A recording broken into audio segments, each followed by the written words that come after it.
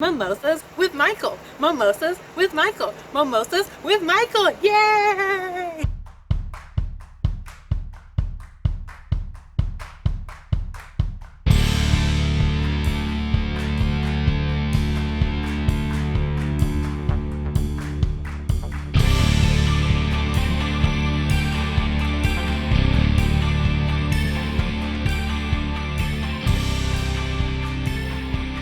Hey everybody, it's Michael Colomb with Mimosas with Michael, and I hope you guys are enjoying me coming back from hiatus and doing the show. And so this week, I wanted to have my homie here, Marco Parra. I don't know. You say it like you. How do you say it?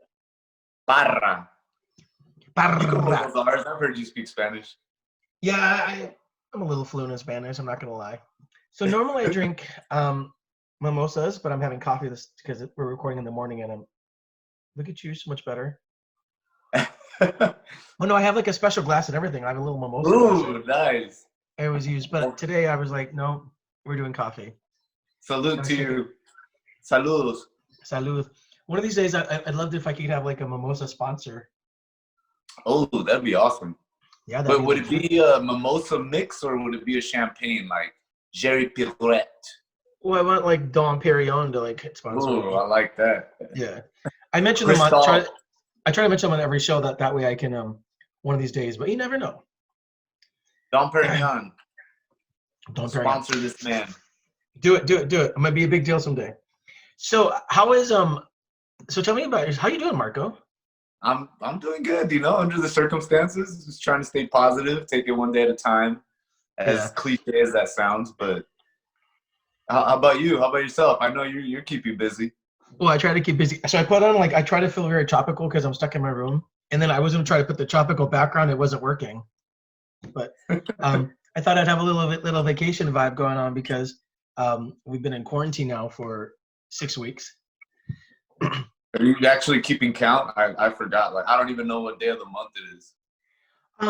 I am, but I'm not it's funny. I remember I was talking to somebody about something, and they're like, back when we did that in February, and I was like, no, that was last year. He goes, no, that was February, and I was like, there's no way.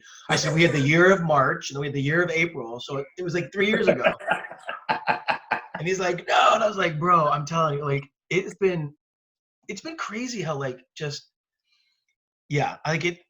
okay, I was lucky enough to have my birthday before the I know. But just I had a quarantine birthday. Mine was on March 19th. So I know everybody's having like a quarantine birthday, and I feel so bad. And I was lucky enough to have it right before. My roommate and I took our trip. We took that trip to Mazatlan for our birthday. My roommate and I. Right. And then a week later, I was filming for that week, and then it was like shut down. I mean, we were kind of shut down a little bit before that, but once they put that official lockdown in California, it was done. And they were like, no, we can't do this anymore. I was like, Well, my last project was actually, we talked about this, was our photo shoot at the Culver Hotel. You guys, I did a photo shoot with Marco because I decided I'm a photographer, so I went and bought a camera. Awesome. It was a lot of fun. I had a lot of fun, and I thought the pictures came out great. I had a lot of fun. Well, people tell me I'm a good photographer, but I think what's happening is just because I've been a filmmaker for years, and I've been designing shots for a long time, so it's not like I understand composition. All I wanted to do was learn how to take better pictures. Right. And so I've been traveling a lot. I traveled a lot last year for work, and then I actually was supposed to travel. I was supposed to be in London in Europe with my dad for his birthday in April. Wow. Because of COVID-19, that got canceled. So I was like, let me buy a better camera so I can take better pictures. And so I was practicing, and God love you, let me. The good thing about photographing your friends is if it turns out shitty, they're your friends and they're just doing you a favor. But if they turn out really good, then it's like an even awesomer thing. Exactly. It was. I mean, for myself, it turned out great. So it was like a win-win.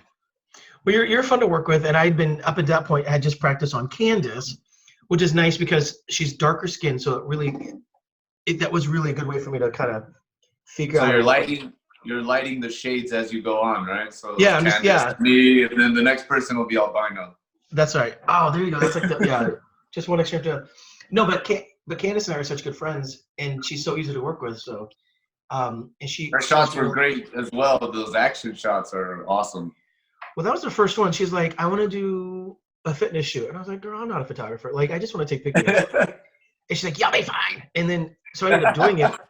It was such a great time and it was fun. And she's like, I'm going to tell everybody that you're like a fitness photographer. And I was like, oh, okay, calm down, Turbo.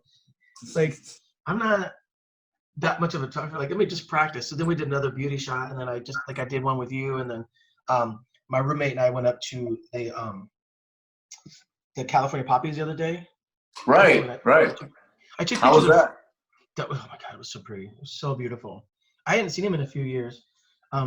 The last time I saw them was like 10 years ago. I was doing a movie up in like Fraser Park, and I went for the day with some of the crew members and a couple of the actors, and the actors were Haley Joel Osment and Allison Brie. So like that that was like 10, 12 years ago, and that was like the last time I went. But I just remember like coming around the corner because it's like it's all yellow and like brown and kind of dirty in the desert. Right. And then we came around the corner, it was just like fields of orange. And I was like, what the hell? This is in the desert? Like I had no idea. So I remember going, and I was like, I was so tired of being in the house that I knew we could go and I could wear my mask and I could be safe and we could avoid people because it's outdoors and there's enough space. And so I was like, that's it, we're gone. And I said, I'm not going to do a photo shoot specifically. I just want to take pictures. But she wore this really pretty yellow dress, and she was standing there. I was like, just sit down, okay, click, click, click, click, and I just started going. So it was impromptu. It would have been a little bit better, but it was a lot of fun. Sometimes those are the best shoots, you know, when they're impromptu and you're not really overthinking anything. And I mean, from what I saw, it looked awesome. Yeah. Well, I think that's like some of the shots we got of you, and really some of the shots I also got of Candice were great because some of my favorite photos of Candice are like in between, like I'll give her a note, I'll be sitting there talking, and there's one where she just like laughed and she just put her hands up, and I guess I just clicked and I looked at it afterwards. I was like, that's such a beautifully natural pose. Like she was just like, like, and it just turned out to be a great picture. So that's what she did. You look just like her when you did that. That's how close we are. Like it's symbiotic. Famous together. Famous together. I know we're gonna vlog about that soon over Zoom, but she hasn't been feeling well. So I think, you know, we're hitting into like allergy season. Most of the time I spend my mornings like coughing and sneezing, and I'm like, oh, my roommates are gonna think that I'm sick, but really it's just allergies. Right. You know, we were like, the weather here isn't crazy. Like most of the time we were in quarantine, it was raining, right? And cold here. It's been really cold and rainy. And then like one day it was like 60 degrees, and then the next day it was like 90. It was crazy. And then it's been in like the 90s and the 80s for like the last week, and it's going to be like that for the next 2 weeks. And I'm like, what? Like there's no in between. It was like cold, cold, and that's why everybody wants to go to the beach now. We're like, what? It's so beautiful.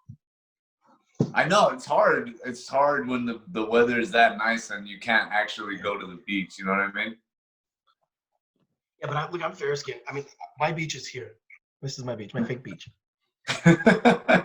Marco, it's so good to see you. I haven't seen you in so long. I miss you, man. I know. I miss you too. I miss LA. I'm in Arizona right now, so. I know. How's Arizona? It's probably hot there too, huh? Hot. Yeah, I don't know why you're like. It was just this week started the 100-degree weather, so. No, now's the time to come back. Right. You'll lose 10 degrees if you come out right now. You'll lose 10 degrees. No, it's been in the low to mid 80s this week. It's been so pretty. Yeah, and you wouldn't even know we're on a lockdown. I mean, everybody's out and about, just like. Really? Yeah, I mean, we all wear masks, but it's like, I don't know. It's like I feel like I'm the only. I mean, I know it's not true, but I feel like I'm the only one taking it seriously. It's like.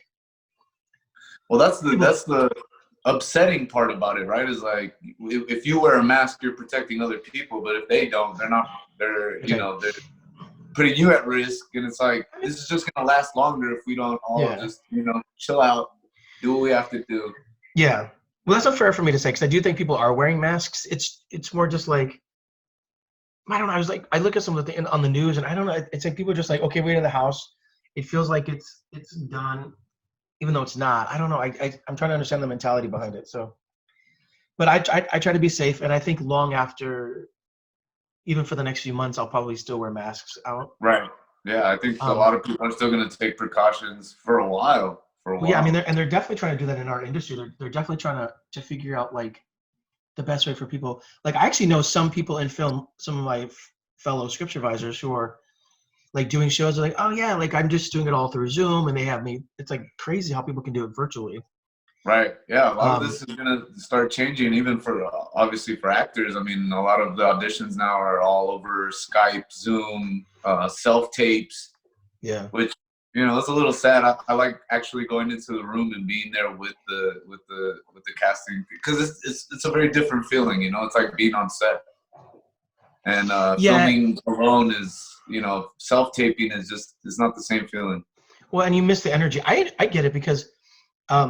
I mean, I used to do this in person at my friend's studio, and there's nothing like vibing off another person. But that's why, at least with Zoom, I can see you and I can feel like we're talking. So It feels, it's like the next best thing. And then what's so great now is before I used to have to, I would put it up on YouTube, but I would just put the audio. And now what's so great is with this, I can like put up your face so I can flip back. And then while we talk, I hit the little speaker view and the gallery view. So now you can see both of us. And then before nice. So, you know, I'm trying to edit while I do it. So I have fun. I like that. I think it's important. I've done a couple of other radio shows, and they're always trying to find ways of like filming it and showing what's actually going on in the studio. Because I feel like it adds just that extra layer of, you know, you're just not hearing a voice. You're also, you're attaching a face to a voice. You're seeing the interaction. So I think that's an awesome idea. Well, I'm just sitting in my bedroom and I'm trying to sit so you can't see the window behind me. I'm gonna have to rearrange my room now that I'm podcasting. I have the old Hollywood sign behind me, so Hollywood land. I know. I wish I could have a different background, but it kind of faded in behind me. So right, you were like melding into the background, which was kind of cool for us, but yeah, I don't want the audience to be like, oh, this is fun. So I have this question here that I was like, name one celebrity you would like to meet, but I already know it's Al Pacino. Like you're like obsessed with him. I am. I've seen him a couple of times, but I didn't want to actually go up to meet him because I felt like if I was let down by the interaction, it would it would tear me apart. So you're like sometimes, they say sometimes don't meet your heroes. Exactly. Yeah. So I just admired him from afar, as creepy as that sounds. And then No, I think that's important. But you know, I know his daughter. I keep telling you, I've worked with his daughter before. Right. Yeah. Julie Pacino. She's lovely. I did a movie with her in New York years ago. But I've never met Al. I've never even seen him in person. So you're one step ahead of me. Well, but you should have worn that cool fedora we took in your picture if you're gonna wear this whole Hollywood thing. Yeah, I have no real wardrobe out here. I just grabbed whatever I could and small suitcase, a carry-on, and flew out here. No, I love that. Your little Luke Perry look is great. Thank you. You're welcome. You know, it's so funny. Like I shaved my head and I have this big beard. I had to shave a little bit, but you still look like fresh as a daisy. Like you don't look like you're on quarantine at all. Well, thank you. I'm like, I mean, more rest than I ever had. Are you? I'm busier than I've ever have been, man. I'm not even joking. I know. I love that. I mean, dude, honestly, throughout this whole quarantine situation, like following you and seeing what you're doing, you've been a real big inspiration. I'm like, man, look at all these things you're doing. I'm like, I need to keep continuing to create, continuing to do what I need to be doing instead of, sitting back and doing nothing. Why? The thing was, it's like, so here's the secret. I was already working from home. So like getting up every day by 9 and getting to work was like something I already did. So like getting to the quarantine, it wasn't like, oh no. It was just like, the only difference is I can't go to movies now at night. I miss going to a restaurant with my friends or a bar or just people in general, right? But I was already working. So it wasn't like that. The only difference is like, I'm not making as much money. I'm not making as much money because I'm not on set, but right. But I am still working. Like, I'm in the process of writing a script that I was hired to write. So it's not like, but I'm like, I don't have an excuse. And I just didn't want to come out of the quarantine being like I was talking to my friend the other day and he goes, yeah, once the quarantine lifted, I want to start reaching out to people and start doing this. And I was like, oh, you should have done that already. Like you've had all this time. Exactly. And I wanted to do more photo shoots and practice. And I mean, I ended up reaching out to a lot of my model friends. I'm like, look, once we're done, like, can we just do so? Like, once the quarantine is lifted, I have stuff in place.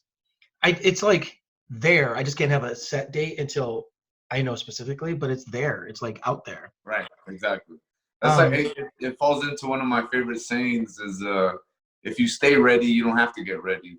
You know what I mean? It's like if you continue to do what you need to be doing or set up everything now, you're in good shape. I always have this saying. I was teaching a class one time about script supervising, and the advice that they asked, do you give me advice? And I said, we live in an industry where people always talk, but I'm a doer. So I said, don't talk, do, and let the doing talk for you. And I always felt like that's so important. Yeah. It's just like, that's the thing. It's like, I mean, I don't have time to talk about it because I'm just trying to focus on getting it done, Although it's going to be interesting because I was like, I'm sitting here at home now and we have Zoom and stuff. And I'm like, what's going to happen when I get busy? Like, I'm not going to be able to do the podcast again. I mean, I still might be able to, but it's like, but at least with Zoom, it's kind of cool because even if I'm like, when I travel, even in a hotel, I can still do it. And then just edit on my downtime. And, and I vlog just because it's so easy to do it on my cell phone. And a lot of people like to know why I do it. And so I try to vlog about both the good and the bad things, and so recently it's been great to kind of talk about how the quarantine has affected my creativity in a way. And then because I travel a lot, I started doing a travel blog just because like people are like, we want to know more about your ventures and tell us about your pictures. And I was like, I don't have enough to do already.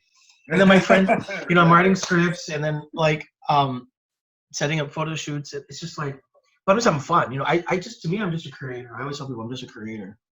So like, it's, how do you tell people, that's what I do. Uh-oh, are we having internet issues? Hello? Are you there? You froze for a second. Yeah, like,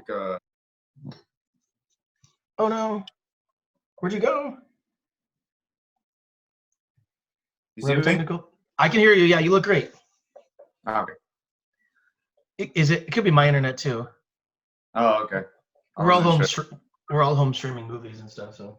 I know, right? I know. It sucks when you're watching Netflix and you rewind it a little bit and then it's like, it was perfect, but now it's grainy. And you're like, you're like, what the hell?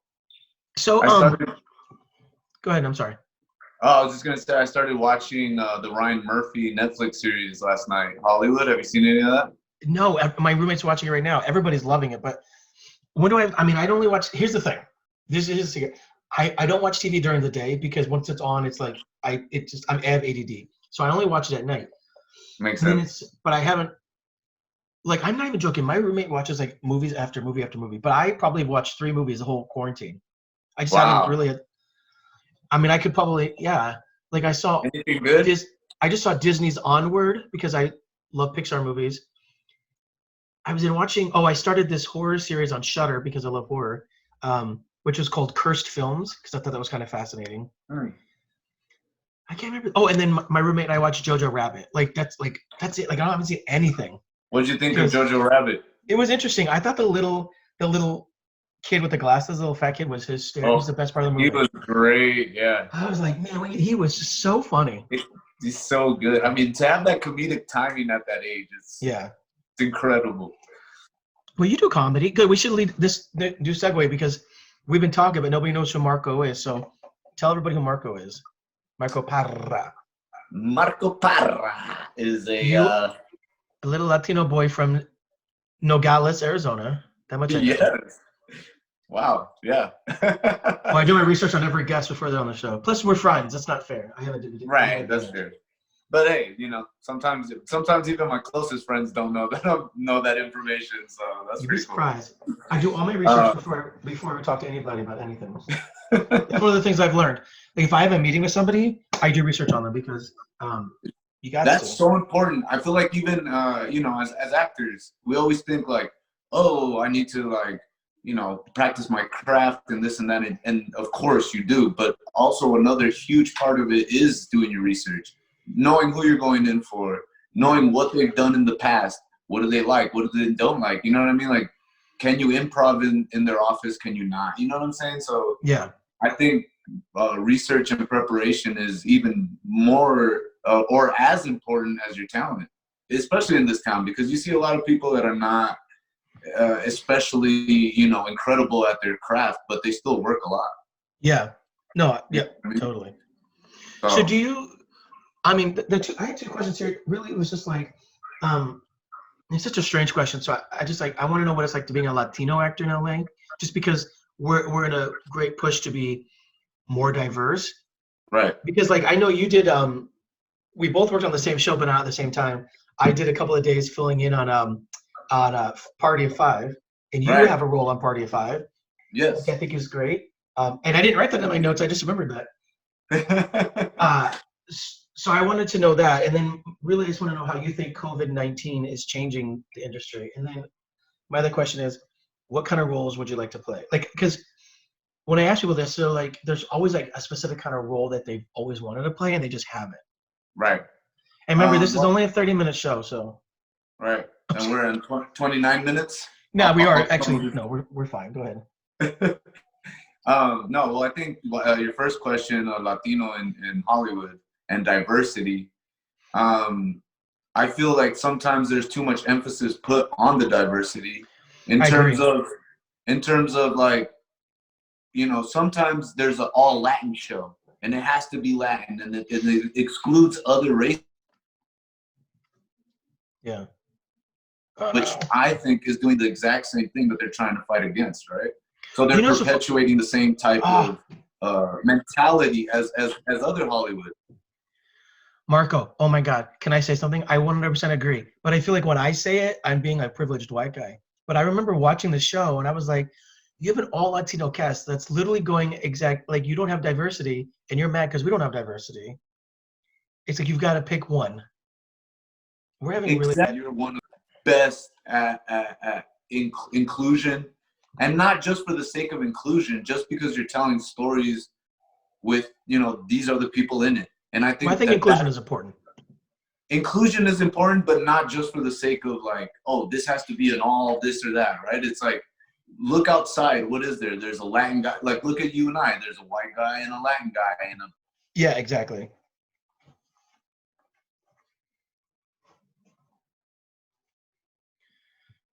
Marco, we're having so many technical issues today. And it's just include.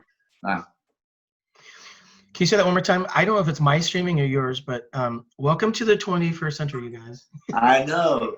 Say one more time. I know. Look at you. You're such a good actor. Oh, thank you. No, I just think like we need to reflect real life. You know, all Latin people. You know, in LA, I may have like 3 Latin friends, but I have more friends that are Black and Asian and all kinds of different races that are clumped together, and that's more real, and that's reality. So to try to exclude other races, then you're defeating the purpose of inclusion. When I was a kid growing up, I grew up in Orange County, and I was probably one of the few white kids that hung out. Like I didn't know that. I mean, I have a twin sister, but like I think I was friends with a Samoan, an Asian guy, and a Black. Like I was one of the only white guys. So I just have always been this way. And I also get a lot of that from my mother, who grew up in the 60s. So she dealt a lot with segregation, and so she kind of taught me how to be against that, because inclusion is important. But we also fall in the trap of like you being a Latino actor, not an actor who happens to be a Latino. Like do you know what I'm saying? Like, it's so easy to sit there and be like, oh, yeah, well, I'm a gay director, but really I'm a director who's gay. And it's like, once we fall in that trap of saying, like, I shouldn't have to lead with that. I can tell a good story. Exactly. It could be a character that just so happens to be this race, or even it doesn't even have to matter. It's a person. It's a personal story, universal stories. You know, that's what, like I said, like in the projects that I do, I try to just make it look as real as possible and not say, I actually, when I write, I don't even like to write in age and I know it's looked down upon a lot, but I don't like to include race or age or anything too specific, because I think it's the essence of a person and not their attributes, their physical attributes, their ethnicity, their sexuality, which is another thing. Yeah. So unless you're doing like a period type piece and it's specific to the story. Right. Like I just write sort of stuff all the time, and it's just like, oh, Marco could play this because he's a really good actor. It's not like because I need somebody who's Latino, but I do try to incorporate that sometimes. Like, a lot of them, my movies when we did with Horror House is like, a lot of our leads are women. Love Me Not, both of our main actors were Latino because I am trying to be inclusive. Right. Because I feel like, I hate saying this sometimes, but like because I'm a white guy, I feel like I have a platform for people to listen and educate them. But at the same time, It's true. I think it's yeah. true, and I don't think it's a bad thing to say, especially since you're using your platform to be so inclusive. Yeah. Well, I think people don't know this. I don't know if I've mentioned this on the show before, but when I first moved to LA, and I was part of this writing group, I was I was an all-black writing group. I was the only white guy. So, and I don't know, I can't think of many white people that have been in a room being the only white guy. And Right. it's very humbling. And what I tell a lot of people is it shaped me in such a good way. And it was funny because when I was trying to join the group, it was my friend's group, and she's like, oh, well, you write fiction, and this is really a group about poetry and spoken word. And I was like, girl, I don't care. I just want to be around other writers. And she's like, oh, I just want to make sure. I want you to be comfortable and don't try to fill out of your wheelhouse. And I go, oh, no, it's fine. And then I show up, and I see that I'm the only white person. And I'm like, oh, this is what she was talking about. She thought I'd be uncomfortable, which I never was. Right. But what I tell people all the time is one of the experiences I learned from that is I was in a room full of black people, and they didn't make me feel white. But I wonder if a black person is in a room full of white people, do we make them feel black? And I feel like we probably do that sometimes. I think, yeah, maybe sometimes that is the case. And it was probably the most humbling experience. And then I did a lot of traveling, and I remember I was a guest poet for the Artist in Residence program in Bennett College years ago. And Bennett College is it's an all-black female college. And I was like besides one other teacher, I was the only white guy. I was like, even all the other artists were black. And it was so humbling. And what's interesting is, and this is a little side, I don't know if I ever told you the story, but I had written a poem about the lynching of a black man, but it was from his viewpoint. So it's a very powerful piece. And it was because I was in that writing group, and we did a lot of performances for Black History Month, and then also Juneteenth, which is actually coming up in June. And when I did that, people were like, it was just really about his viewpoint of like being attacked by other people. And I just wrote it because I wanted to be empathetic, because growing up as a gay guy, I know what it's like to be hated for just being Michael. And it was like, I was able to put that. People were just like, where'd you get that from? And I said, I understand empathy, and I'm around people, and I see the hurt I think that people experience for just like living their lives, and I've experienced it.